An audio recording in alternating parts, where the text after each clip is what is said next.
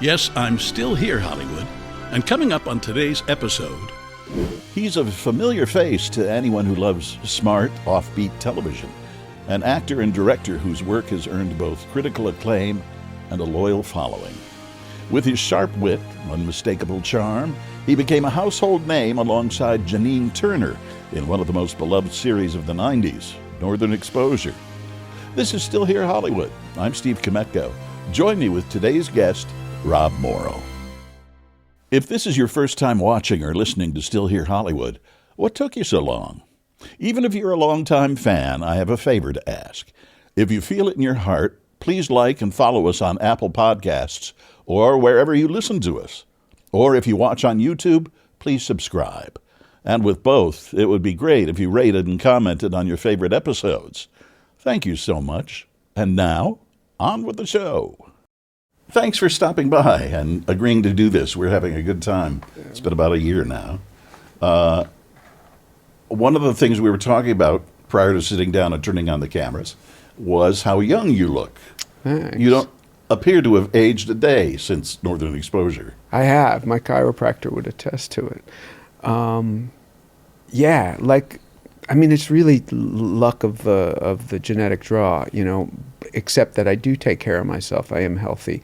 I am, I would say, spiritual, in not in a dogmatic sense, but I am. But that helps. I meditate a lot every day. I am sober now over a year, which is interesting for me because I didn't have a problem per se.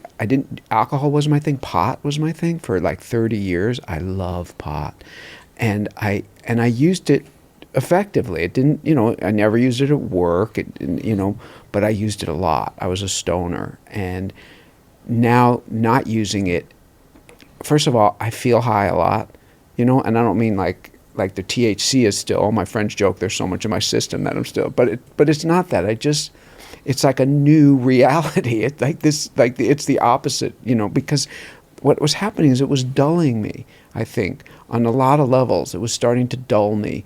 And so anyway, I think a lot of these things contribute to me looking young, but the interesting thing is I think it works against me in my career because I am not a kid, and yet they won't cast. Sometimes when I have to do a self-tape, I don't do them that often, but when I do them, I gray my hair and my hair is, and my friends don't believe me. Like, I've never dyed my hair. It's this, for whatever reason, it's not going gray yet. I know it will, but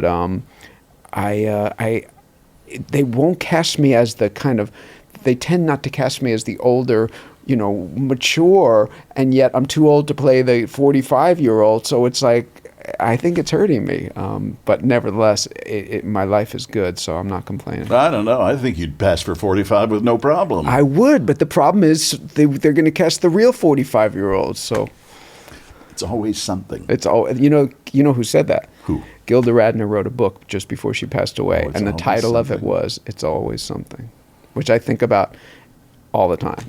I mean, because every job I do, there's always something. There's someone that's a pain in the ass. There's something about it that doesn't work. It's always something. And I think when we accept that and don't resist it or fight it, we're happier. Tell me, we were talking earlier. You said one of the things that has stuck with you, is the birth of your daughter? Yeah. How come? How so? Other than the fact that you're the father. Well, first of all, being a parent, are you a parent? Right. Well, it was the first time I actually had perspective, right? When my daughter was born, I am a narcissist, I am ambitious, I am materialistic, I've been on a focused path since a very young age, and when she was born, it was like, oh, someone is more important than me. And the most important thing from my perspective was I have to make sure this creature flourishes. That's the priority. No matter what I want, no matter what job I want, or what house, or what trip, or what car, whatever I want, the priority is this person. And that was liberating for me because I felt like, okay, I know, I get it. Like, now I know what my life's purpose is. I've got to make sure this person's okay. And you know, none of it's easy. But when she was born, I was directing a show called Oz, you remember? Mm-hmm. Right, for HBO. HBO, right. And my wife went into the hospital, and I stayed overnight with her, and I was not going to go to work. It was all worked out. There was an great actor named Terry Kinney, who you've seen in a zillion things, and he's a director as well as an actor, and he was on the show. And so we had made a plan that if I had to leave I was not going to miss my daughter being born, so he was going to take over for me. So we had that worked out. But so I go to the hospital with my wife at night. She says she's, ready, and we go. And the baby doesn't come, and she ends up only being like 2 centimeters dilated, so she wasn't even near. But the next morning, I said to the doctor, I said, look, if you tell me I should stay because it's going to happen soon, then I will. But if I can go to work, it was my last day of the episode. And he said, go to work. I can give you an hour's notice, and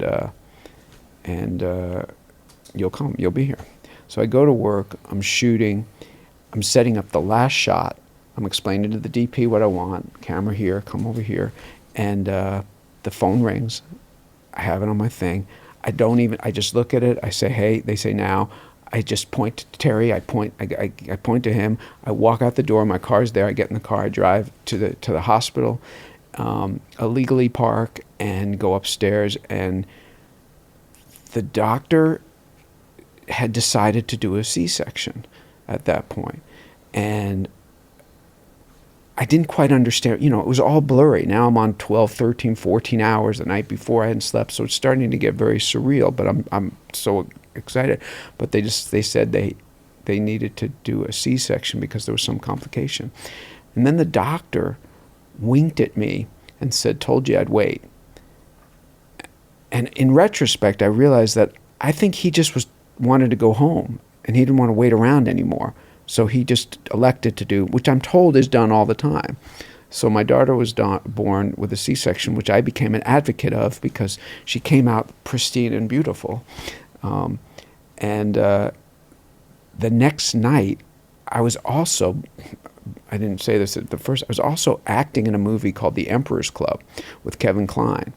And I was going back and forth, on schedule, and I had to go shoot that night. And I remember now I'm on like close to 48 hours with no sleep. And I'm just sitting there doing a scene with Kevin like this. And I just remember hearing kind of echoing of the DP and the director, Mike Hoffman, talking, saying, I can't get light into his eyes. They're just so low. And they were like, Rob, can you keep your eyes open a little more? And I was like, so that's my birth story. I don't know why. It just felt... my daughter just turned 24. She's a little baby actress. She's a badass. I'm pretty sure you'll be hearing from her. And so here I am 24 years later. You're talking about the clarity that her birth brought to your life. That's kind of the same way I feel about stopping drinking. Yeah. All of a sudden there was a clarity that I didn't have before. Now tell me, you were an alcoholic, or Yes. You are an alcoholic, I guess they say, and it was really bad. Like you were like, well, I not never at thought work. I never thought it was bad, but enough people around me started saying, you kind of knock this off. And how much could you consume? You know what? After I left Los Angeles, I moved back to Chicago because my parents were there, and they were both in their 90s, and I wanted to be there for them. I couldn't find work here, and so I went home, and being around my family more, because my family's in Chicago, they started saying things. I ran into somebody who recently passed away himself. His name was John Smith. And I remember when I met him, I said, your name's not John Smith, come on. But it John was. Smith. Yeah. And he was such a mentor for me. And all the He things... was a mentor in showbiz? No, just in my sobriety journey. Yeah. And So what was your would you drink all day long? No, I tell you, when I went back to Chicago and I couldn't find work, I got a job with Apple in their store, one of their stores, selling computers, which I didn't know anything about. I was so depressed that alcohol was my calming. Sure. I'll tell you, this is what I would do. I would drive home at the end of a day. The store would close at 11 o'clock or 10 o'clock. I would drive home, stop at a liquor store, pick up a bottle of Johnny Walker Black. I'm not being paid for that. Pick up a whole bottle of Johnny Walker Black, and I would go to bed. I would take a couple of sleeping pills, and I would drink the entire bottle. The entire bottle. The entire bottle. And in a 2-hour period? Yeah. And pass out. And you'd wake up? The next day, yeah. But you could sleep late because you had a late job or something? Yeah. But that was it. It wasn't like you weren't going socializing. You just were using it to anesthetize yourself. Right. I had a cousin who lives in the country, Vicky, if you're watching. She always does. But she asked me once, I don't understand. Why did you drink so much? And I said, it's not easy to explain, but I wanted to black out. Yeah, I wanted to shut everything out. That's why I did it. Yeah, that's why we do it. Yeah. That's what I miss. And I don't really miss it because, first of all, I could do anything I wanted right now. I didn't have a problem with alcohol. I would have, a big party drink night. It was 3 drinks. That's like would be the max I would ever have, and it was rarely that. It was usually 2 drinks on a Saturday night, maybe a glass of wine or 2 during the week. So it wasn't an issue. The pot would be, and it wasn't even like, I got into eating it because the smoking wasn't working. I sing, so it wasn't. So I was eating like, often 5 milligrams of a candy at the end of the day, like for a cocktail, right? So it wasn't like, I didn't have like this huge problem. I could function, I could do anything. I couldn't work. Although as a writer, I would always do what I called my stoner draft. And I would do all the structural work, I would do all the labor, all the hard stuff, and then I would go and do a draft with being a little high and always get good stuff, right? Because the next day I would, under clarity of sobriety, I would be like, it was good. And so I was scared I was going to lose that. But so I didn't have to stop it. I just wanted to. And but what I do sometimes think I'd miss is that sense of being able to just stop the world. I want to get off for a minute, because look, life is difficult. It's for all of us. I don't care who you are, and how much you have. Life, the Buddhists say life is suffering, and so we want to get away. And so, first of all, I applaud you for being able to do it. But I'm curious, was it an evolution, your drinking? Like you were a social drinker and then it became a problem, or? Oh, there's a lot of different elements. When I got fired by E, and I went home and I had nothing to do Was that all for day. Drinking? No. No. No, not at all. No. Right. Just lousy management. Right. I would go home and start drinking. I found a liquor store in my neighborhood that delivered. Yeah. And so I lived on a hillside in Silver Lake. And when I would finish drinking, because I didn't want people to find this stuff in my garbage cans, so I'd walk out to the edge of the property and I would heave the bottle down into the bushes, the ivy covering the hillside.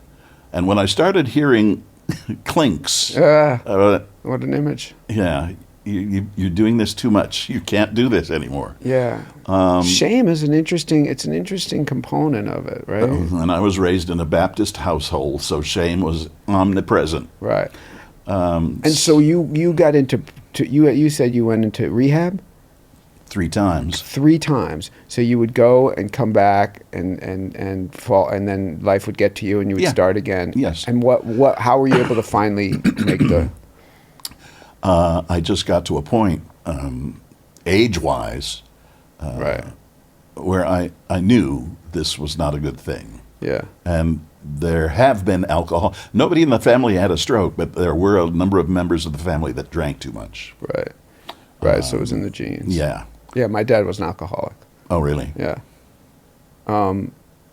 Yeah, it's and that was, I think, a lot of my motivation was the idea of getting older and knowing that even a little bit of alcohol is not good for you.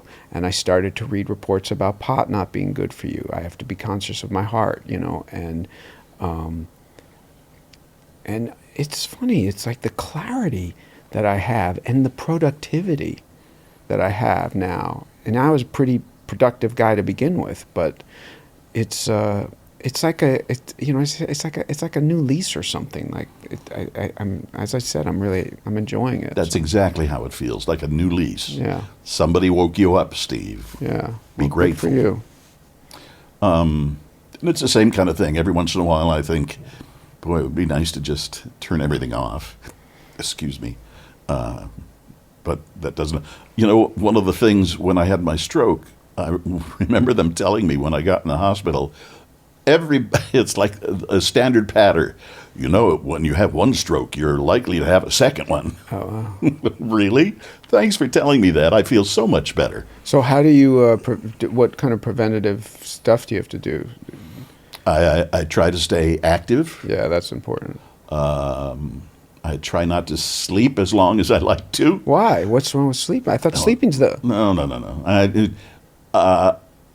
I'm to the point where, I have got no specific job to go to other than this one, but I love this one. And so, if I could stay in bed with my two dogs with the TV on. Oh, so you're not sleeping, you're just in bed. Right. But how much do you sleep? What's your hour? I go to bed, most nights I'll be in bed by 9 o'clock, and I'll get up around 7 a.m. 7 a.m. So that's 9 hours of actual sleep. Well, yeah. That's pretty great. Getting up to pee. But that's great. I mean, that's one of the most healthy things we can do, especially as we get older. I've started doing this thing. During COVID, I was never a terrible sleeper, and pot certainly helped me sleep. But I don't know if it gave me the rest.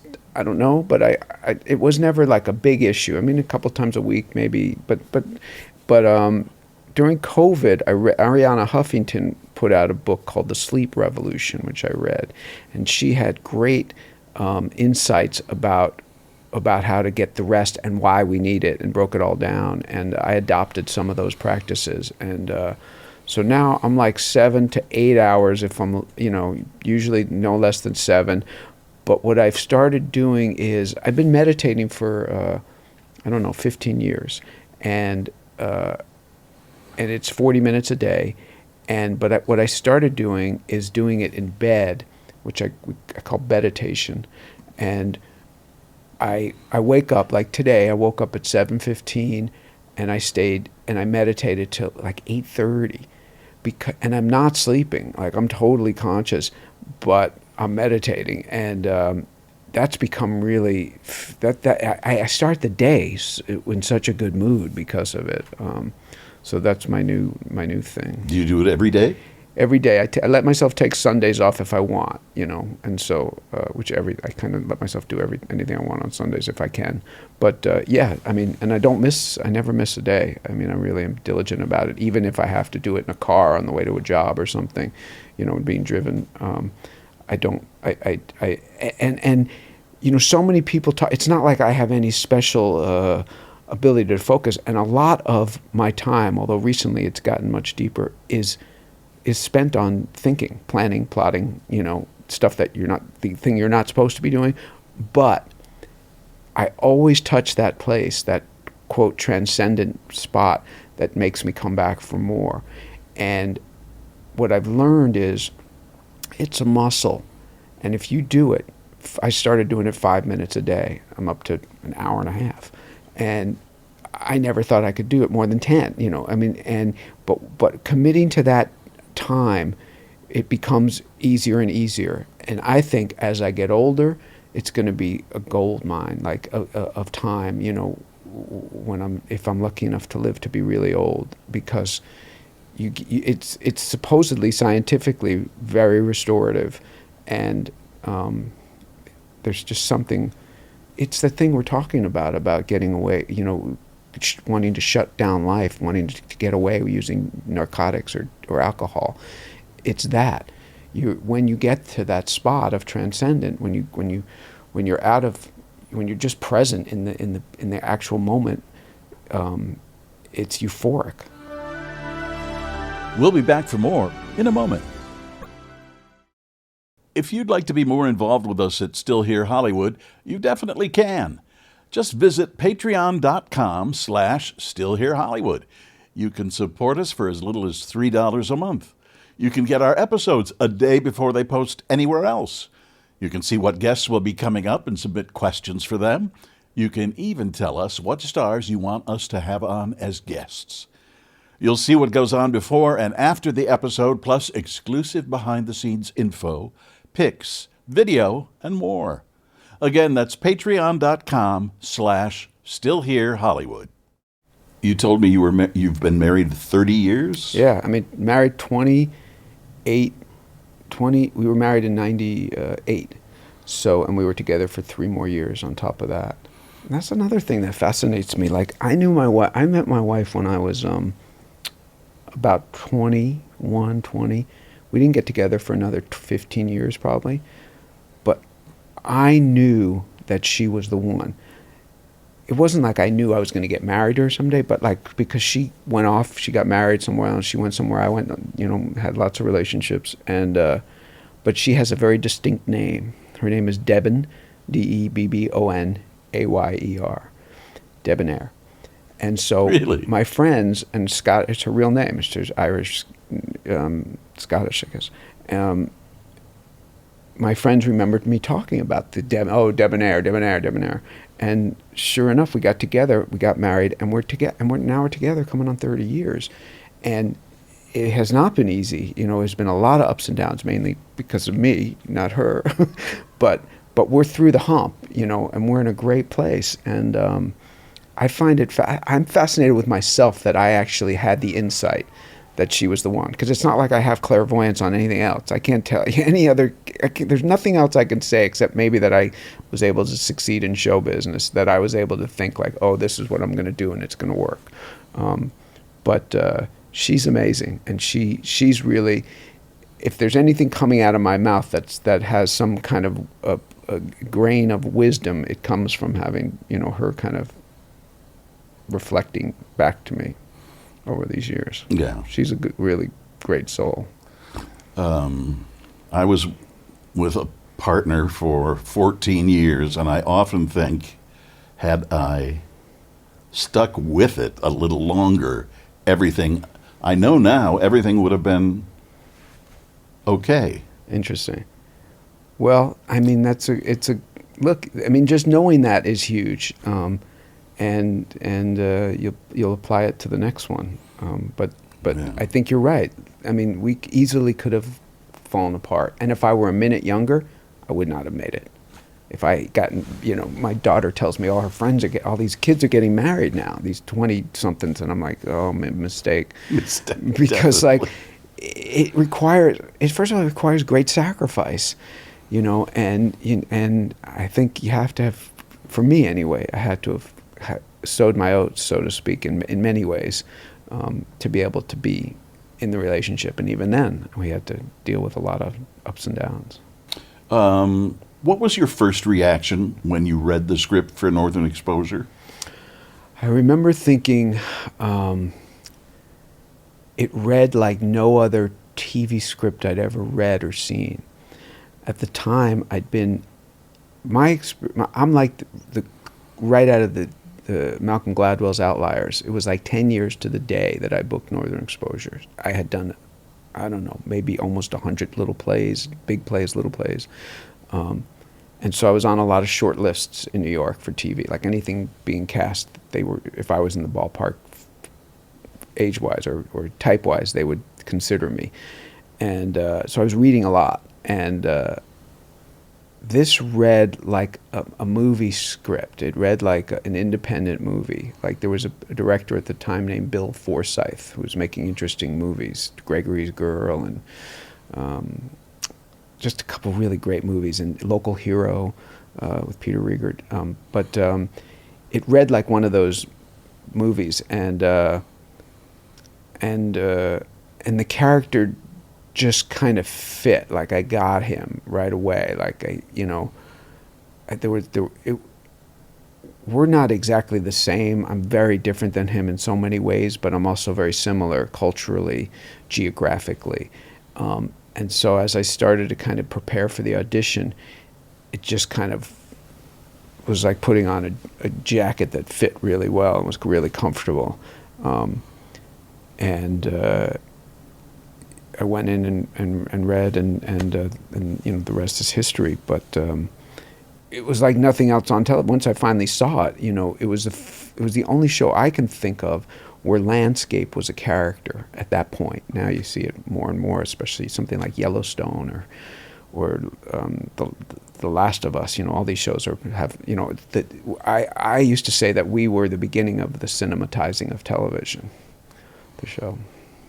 With that little moose that would walk in each week. The moose, not so little. Not so little, right. His name was Morty, and he's passed away. Oh, I'm sorry. And they, you can't train a moose, so when they shot that sequence, they had to fence in the entire town in order to, because they just basically set up a few cameras and let it go, and then cut it into the opening sequence.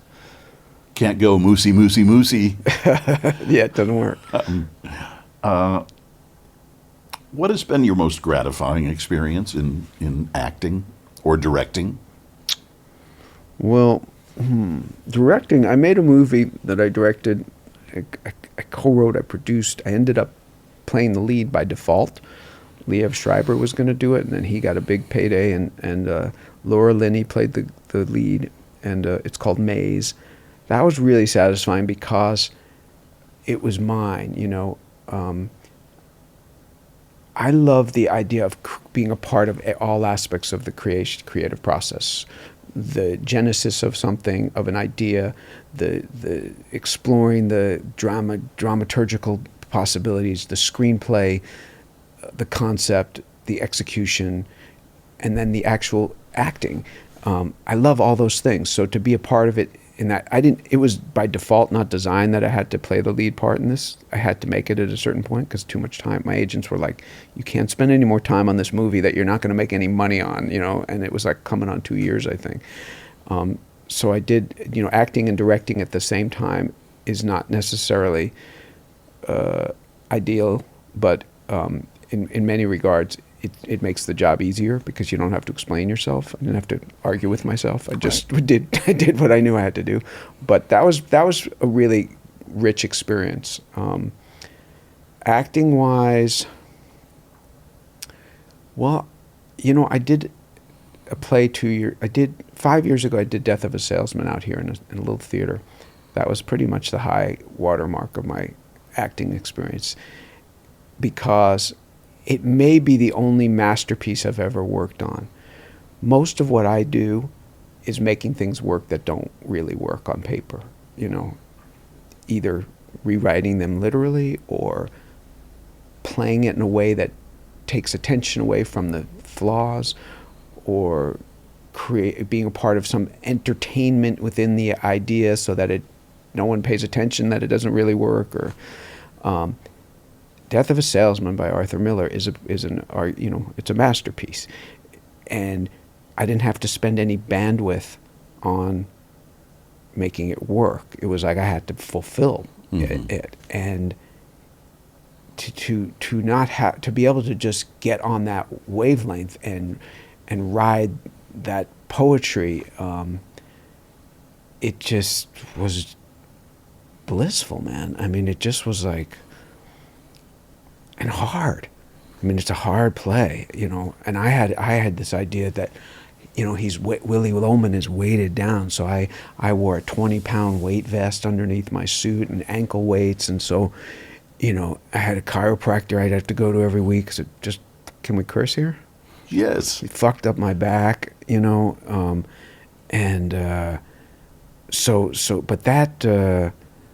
that was the high water mark. As an actor.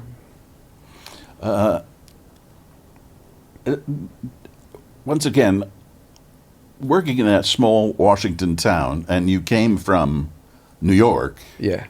Just like the character. Just like the character. Was that challenging? That part of it, Did you feel like a fish out of water?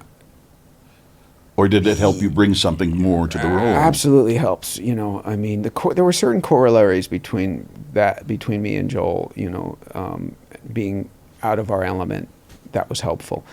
Although, you know, I was living a pretty cush life in Seattle. We would shoot on sound stages in Redmond, right next to Microsoft headquarters, and then we would go one or 2 days out of every 8, we would go to a town called Roslyn, which was in the show called Sicily, and that was about an hour and a half southeast into the Cascades, and so when we would go there, you'd be pretty isolated. You know, we would stay in these kind of motels, and that certainly helped. There's something about being in situ, as they say, you know, in the environment that helps. You know, if you're freezing, you don't have to act. You don't have to act. You know, you're just freezing. You know, walking down that street already put me in this environment that I didn't have to think. I didn't have to imagine. You know, what it's like to be in this town. I was in that.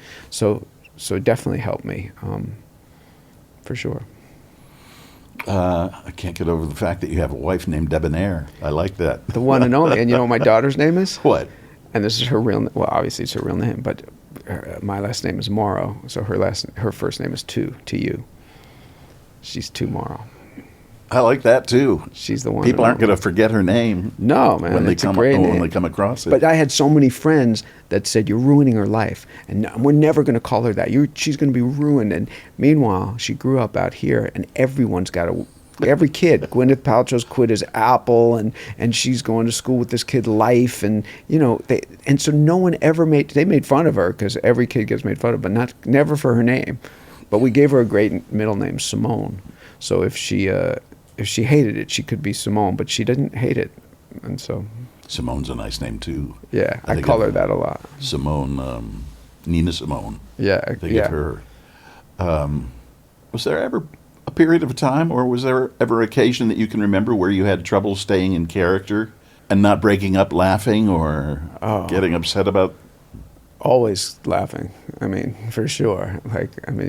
Yeah, and it's the scariest thing.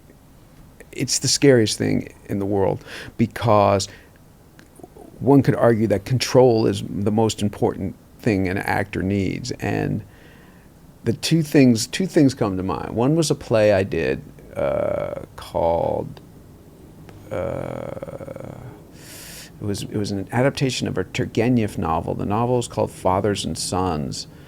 I can't remember the name of it, but you know Ron Rifkin? Yes. Remember Ron Rifkin? Ron Rifkin was in it. And Ron Rifkin and I were part of a theater company in New York called Naked Angels that we co-founded. It's still around like 40 years later, but so many famous people came out of it. And it was called the It Company of the 90s. We had Marissa Tomei and Gina Gershon and Fisher Stevens and Sarah Jessica and Matthew and endless, and Ron Rifkin and Kenny Lonergan, just endless list of people that have become, you know, really big contributors to this business. And Ron and I had done a lot of plays together, and we would laugh. We would, every once in a while, we'd get into a thing. And this one particular show we were doing,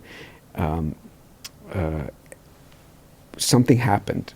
Someone was supposed to show up on stage to deliver a cue, and they didn't come. And so we were just sitting there, and we looked at each other, and we started. And it got so bad. We, you know, it was this kind of thing. We were just like, and I just was trying not to look at him. I was so out of control that a little bit of pee came out in my pants. Just a little, just enough to scare the shit out of me. Because I was like, fuck, I just peed in my pants. Like, and so there was that. And then, you know, it's funny, I would get my own copy of dailies on Northern Exposure and have them in a box somewhere in storage. And I have zillions of dailies of me cracking up, especially a lot with Corbett. Corbett could make me laugh to this day. I mean, we had him on this podcast that we're doing, and he makes me laugh. He's just really charming. But Adam Arkin really makes me laugh, because Adam has the same cadences as his dad, recently deceased, the great Alan Arkin. And so Alan was growing up, he was a huge inspiration before I even knew I was going to act. But even then, once I became an actor, I just was obsessed with him. And so Adam shows up, and he's just as funny and in those same rhythms. He's just got those same way of talking. And he would say something, he would crack me up, and he could control himself. But I would be like, like you see the cameras behind me, you just see my shoulders going like this, and the producer would come up and say, "Rob, man, we gotta get the day, man. We can't do this." And as soon as they said that, it was worse, So so I've developed the habit of digging my nail into my finger to just like when I sense it coming, because once you cross the line, it's hard to get back. Oh, it is hard to get back. And the funny thing is now with the internet, there's so many examples of that kind of thing, which I enjoy. Of course. I sit there and watch. No, we love it. Yes. There's something about seeing someone, trying to not laugh. That's just makes you laugh. Right. We'll be right back. What did playing Joel teach you about yourself? Well, Joel kept having to learn lessons about appreciating things that were out of his wheelhouse or out of his comfort zone.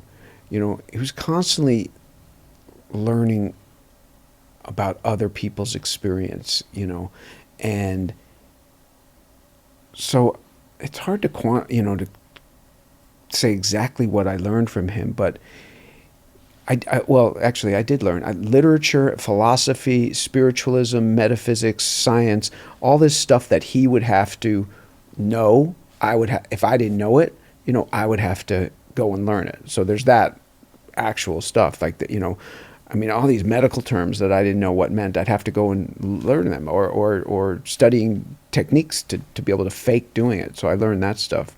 But I think, the ability to change and grow, I probably got some good insights from Joel's experiences. Are you still growing? Oh, yeah. Oh, yeah.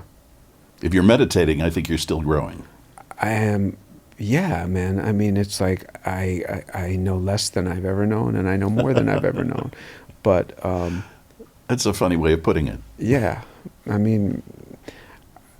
think the challenge is to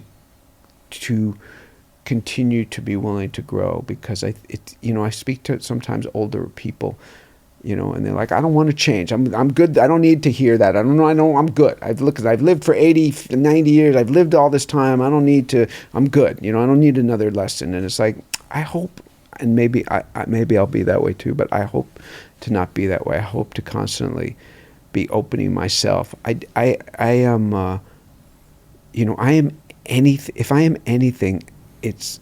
I won an award when I didn't win a lot of awards, but when I was a kid, I played hockey, and I won one year. I won Most Improved, MIP, not MVP, MIP, and that's me. I am the most improved player because I am dedicated. Even on the way here, I'm going to podcast. I'm constantly reading. I guess you could categorize them as self-help books or self-awareness books. I definitely am learning every day and dedicated to it. You came in here with a list of things you might want to talk about. How about sharing? Let's see, what else? Have we missed anything? We talked marriage, sobriety, career longevity, writing, and music. Tell me about your music. I didn't know you fancied. Are you a musician? Do you sing? Do you play? I do it all, and it's an interesting evolution because, kind of referring back to our talk about drinking and stuff, I remember being a young actor. Actors have a lot of downtime, right? No matter what, no matter how successful you are or not, you have downtime. And you can either go hang out at the bar or you can do something constructive. And early on, in my early years in New York, when I was getting my 10,000 hours in, I started studying photography at the New School, which ultimately led to directing. And I started taking guitar lessons because I liked to sing and I wanted to be able to accompany myself. And thereafter, I always had a guitar on the set, and I always played in my trailer. But I just strummed. It was nothing. About in 2010, I was on a TV show called The Whole Truth for ABC. We did 12, 13 episodes. It was me and Maura Tierney, and it was airing, and it was a bomb. And the PR people came to me and said, Conan O'Brien just came. We were on Warner Brothers lot. Conan O'Brien just came. He's doing his new show, I guess on TBS it was, and he's coming to do this new show, and he's on the lot now, and he's going to set up a camera in his waiting room, his lobby, his waiting room, and anyone on the lot who's on a show, they're going to give 10 minutes and they're going to put it on their site. You got to do something. The PR people said. I was like, okay, well, what should I do? And they were like, well, why don't you do a song? You know, you always got your guitar. And I was like, okay. And they were like, you know, write one. I was like, write a song like that? And I was like, yeah. And I got 10 minutes to write a song. No, they said they need 2 hours. And I was like, and I was in this place where I was like, I was saying yes, okay, if I can help the show, let me see what I can do. So I go in my trailer, I take a basic blues progression, right, which is a simple form, and I'd written screenplays, and so words were not a problem for me. So I wrote, apropos lyrics to the show. My assistant comes and takes 2 cue cards, and we go in Conan's lobby. It's on YouTube. You can see it. It's not great, but I play the song, and it's not bad. But a light bulb went off, and I thought I wrote a song. And that became this passion. I started studying songwriting. I found a partner who was at first my guitar teacher, and then we formed a band, and we wrote a ton of music, and I started performing. And at first I would go out by myself to these little clubs that have music acts like the Mint or Molly Malone's, these little clubs in in LA. And I would say I want to go early, and I would go at 7 o'clock at night when they were still setting up. There'd be 3 people at the bar, one of whom would be like, "There's not that guy from," but I sucked. I did suck, but I videotaped it, and I watched them, and I studied, and now 15 years later, I'm good. I'm not great, but I'm good, and the music's good. I've put music in TV shows. I perform with different bands now for charity. It gives me such joy. I do it every day. I play the guitar probably 3 hours a day. Really? Yeah, and I go out and I perform, and I think I was talking before about this idea of I have to create. That's just my nature. I've got to create. But as an actor, you're beholden on them saying come or not, and then you've got to negotiate it. And, it's like, as a musician, I just go to work. I can play in front of 1,000 people or by myself in my studio, and I can find joy. And there's something about music that's different than anything else, any of these other disciplines, because it's direct. It's not here, it's here. Music hits us in a visceral way. And so those vibrations, those harmonies affect me, and it gives me incredible joy. So I do it a lot, and I don't have any, my first band after this was called NHI, which stood for No Harbored Illusions. And now, it's just a great way to create, and I love writing and learning and playing. And music for me, if a song comes on that I like, it will take me back to whatever period I had first heard it, or the last time I heard it that was good. It can grab me and pull me back to where I want to be. It's like a sense memory we call in acting. Yeah, of course. It's transformative. It's also irrefutable. which is what I think you're saying. It's like if the Jackson 5, oh baby, give me one more chance, if that comes on, you can't not like kind of feel good, like, you know, or Stevie Wonder, you know, or you know, Taylor Swift, or you know, there's so many, you know, there's nothing like it, and so to be able to spend time on it is one of the greatest gifts of my life. I would choose songs that aren't quite as hip as yours, but well, it doesn't. I mean, if it works, it works. You know? I hear Dionne Warwick's voice, and I'm with you right there. I'm with you in Dionne Warwick. Oh my God! I mean, anything. I know Burt I'll never Bacharach? love this way again. Oh my God! Yes, great. That takes me right back. Totally. Yeah, it does great things for my nerves. Yeah. I should have played records instead of drink. Well, but you live and learn. Yeah. You and Janine and others are starting a rewatch podcast. That's right. How did that come about? Well, the show started, you know, forever. You know, on my social media, I can get anytime I put up a picture from Northern Exposure, I have a zillion stills. They go, the fans go crazy, like around the world, or wherever I go around the world. People are like, "Why can't we see that show again?" First, why can't we see it? Because it wasn't streaming until a few years ago. And why can't you do a new? Why can't we see it again? Why don't you reboot it with all these reboots? I tried 4 incarnations. We came this close, and for dumb reasons, it didn't happen. And I got frustrated, and I kept getting bombarded with people saying we want more. And then these podcasts started happening, and I thought, well, why don't so I wrote a memoir, which I can't tell the details, but it's coming. And I had to rewatch all the shows in order to write the section on. I hadn't watched them since they aired. And it just reminded me how special the show was, and that it has something that I think these times really need. The reason Ted Lasso was such a phenomenon is because there's something benevolent in those shows that the world needs. A lot of TV, great TV that I watch, is very cynical. Northern Exposure wasn't cynical. And it just made me think, oh, it might be fun to kind of talk about what was so special about the show. So I reached out to Janine because, you know, it was an ensemble show ultimately, but we were the kind of initials. We were number 1 and 2 on the call sheet. We were, you know, a lot of the show was through our eyes. And so so we got together and we started doing it. And we've shot about 6 or 7 so far. We're going through the whole cast. We started with the creator, Josh Brand. It was created by Josh Brand and John Falsey. John Falsey has passed away.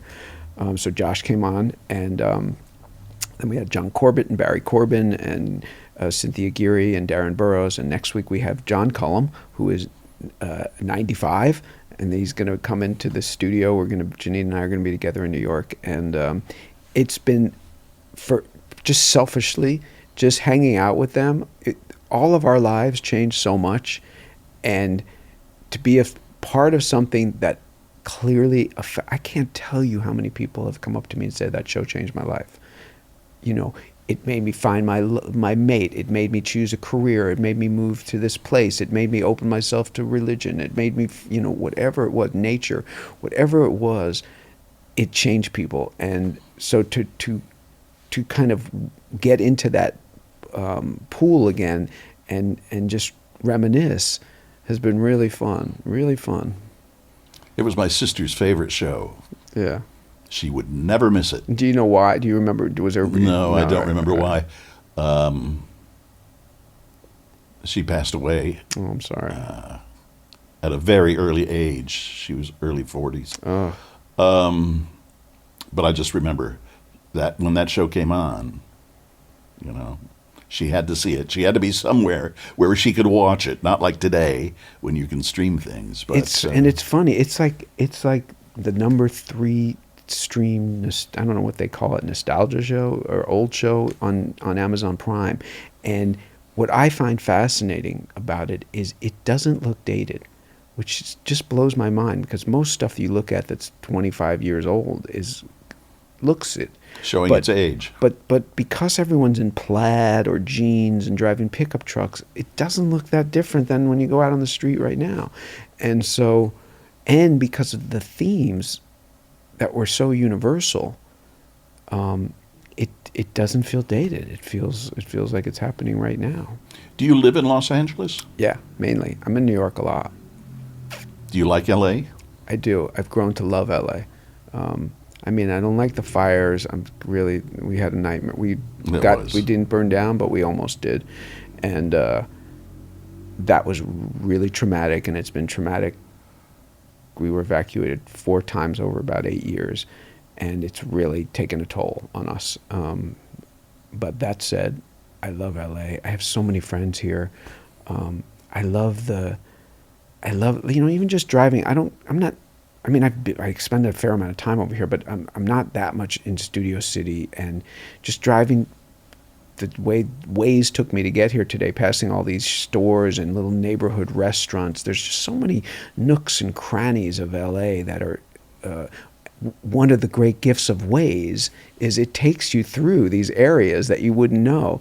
And I'm forever fascinated with the architecture and the diversity and they used to get a bum rap about culture, but I don't think that's true. I think it's very culturally rich. And yeah, I love it. And then you got all this nature. I think culture has bent to the way of L.A. How do you mean? I mean, I remember feeling those same things before I lived here. That's L.A., kind of dismissing it. Yeah, like Woody Allen used to say, like the cultural activity is making a right on red.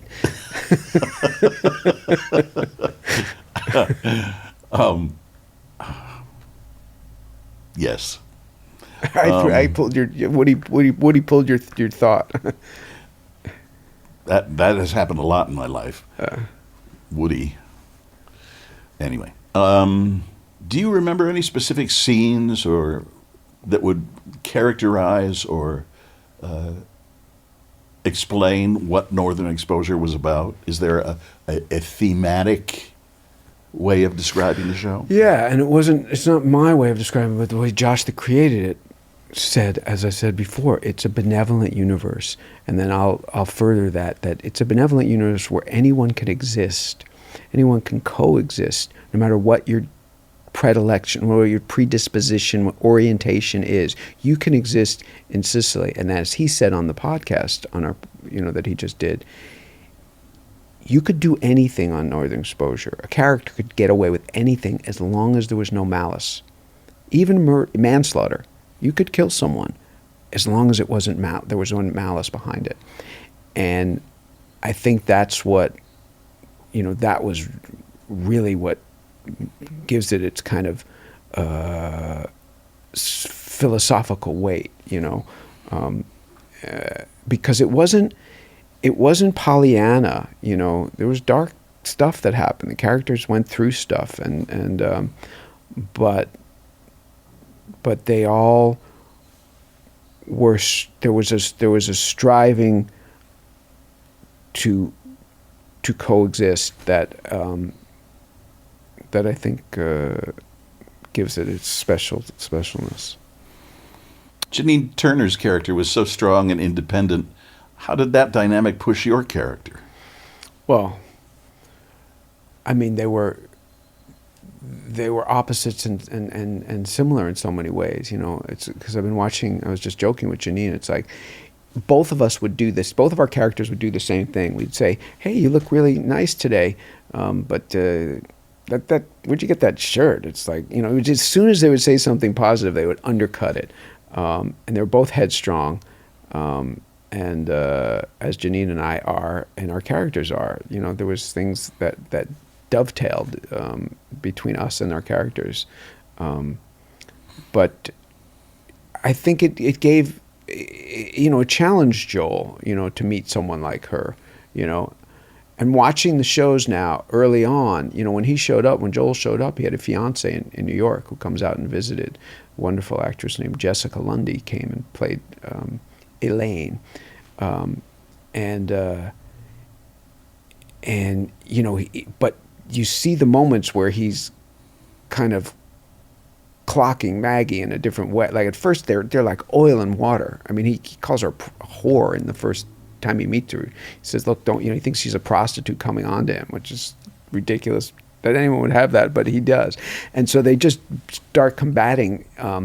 But then you just see these looks where he's just like, who's this girl? Like, and then he undercuts it and doesn't think about it. And, and the conceit of a show like this is will they, won't they? So you have to keep keeping them apart. And so it wasn't for a good couple seasons before our characters actually consummated it.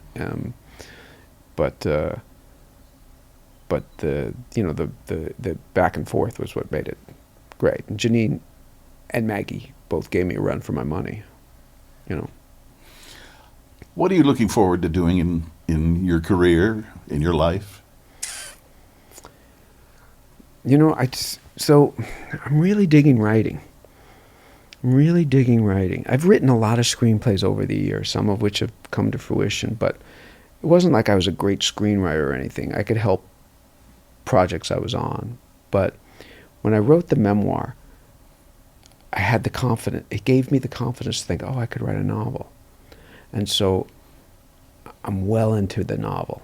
It's all outlined and I'm writing it. And I love constructing ideas and thoughts, and I love words, and putting that all together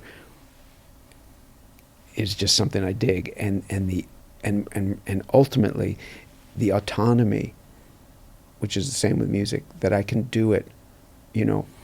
I'm not trying to sell. I'm not going to pitch this book. I didn't do it with my memoir either. I didn't want to have a deadline. I didn't want to be beholden to anyone. I love the idea of creating on my own timetable, and if it's good and worthwhile, maybe it'll be seen in the world. But the process, I'm digging the process. So I've got a second idea for a novel. So if this one works, it takes a long time. It took me 4 years to write the memoir.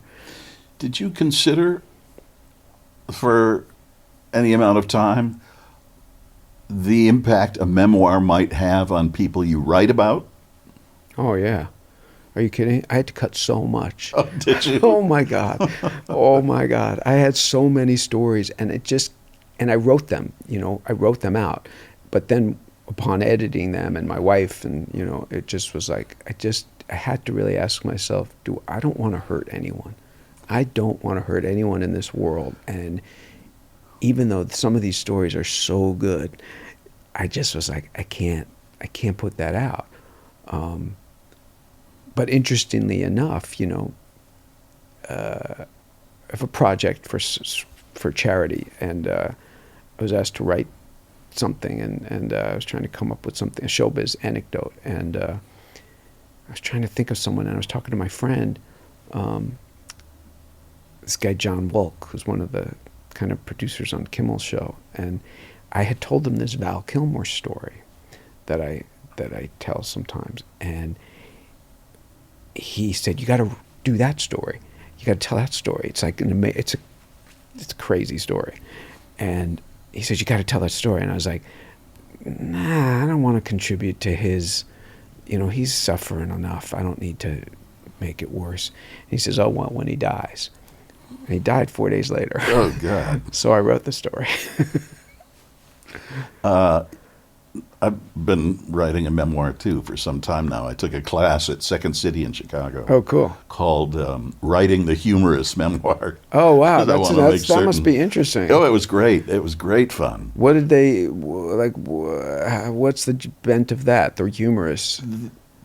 To get your own voice onto the page. Right, yeah. So it will be inherently funny if you get your own voice? I think so. Right. I have friends who think I'm pretty funny. Yeah, yeah. But I was going through all this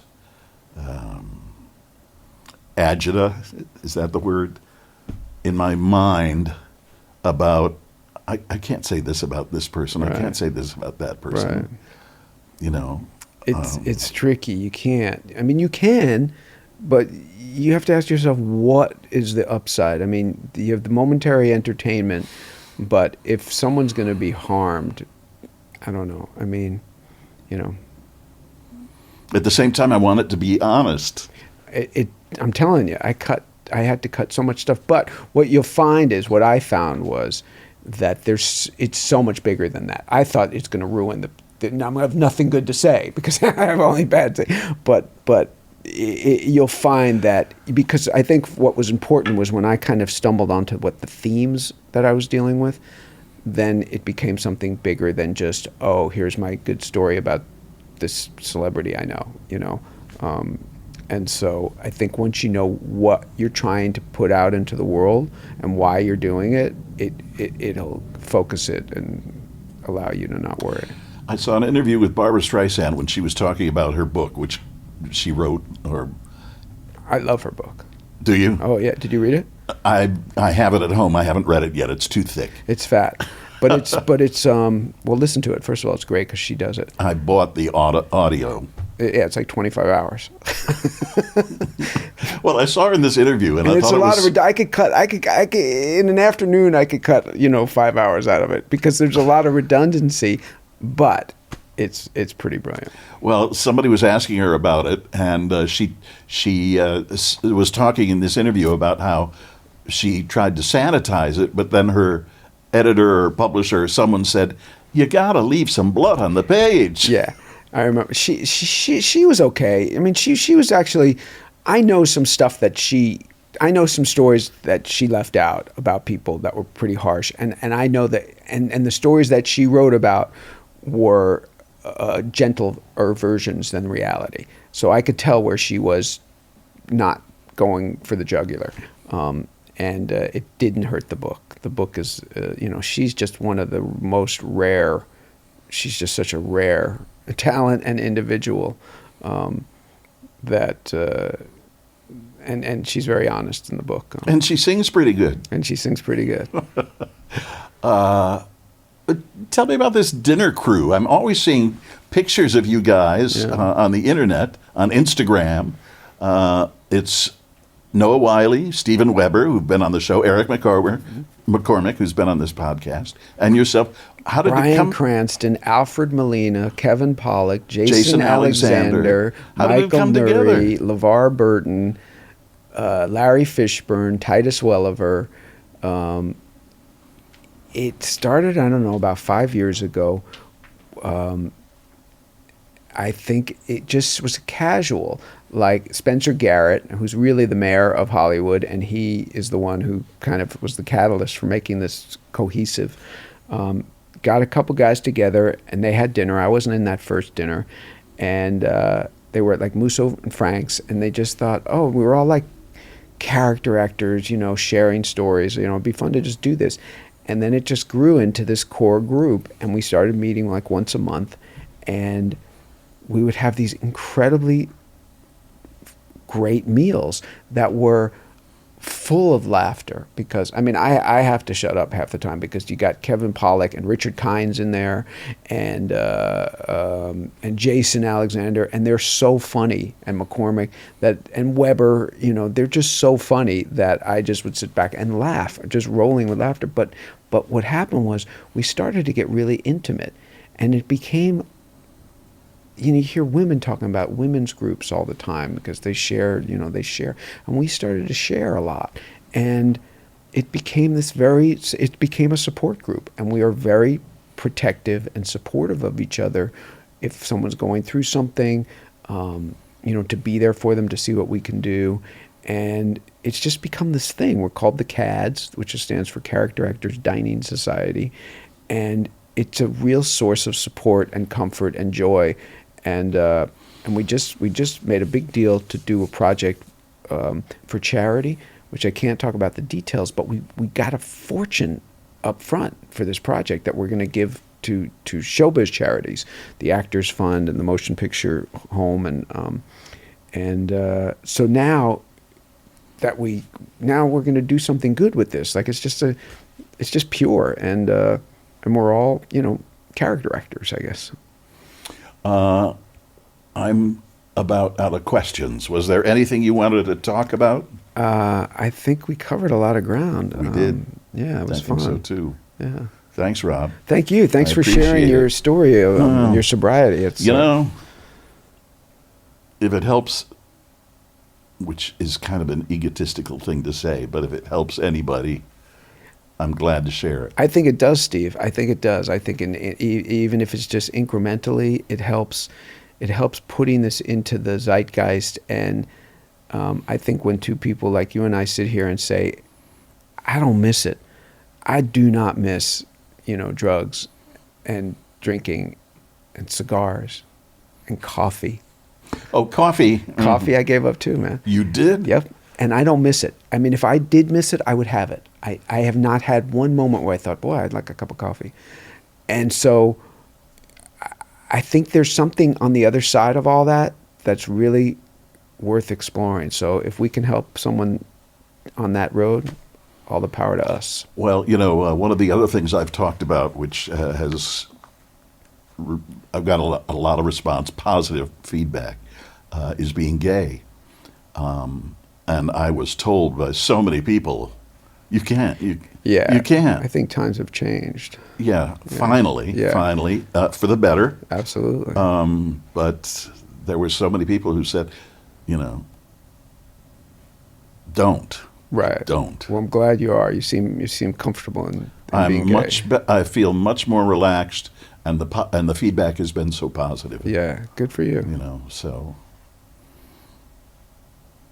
Thanks, Rob. My pleasure. Still Here Hollywood is a production of the Still Here Network.